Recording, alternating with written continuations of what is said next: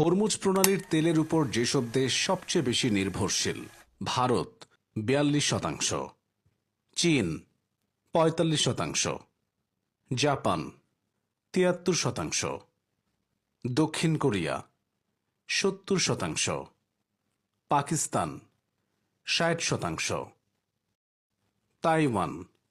60%, Thailand 35%, Malaysia 30%, Singapore 30%, Philippine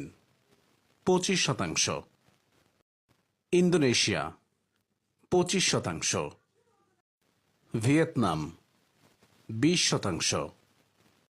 Spain 15%,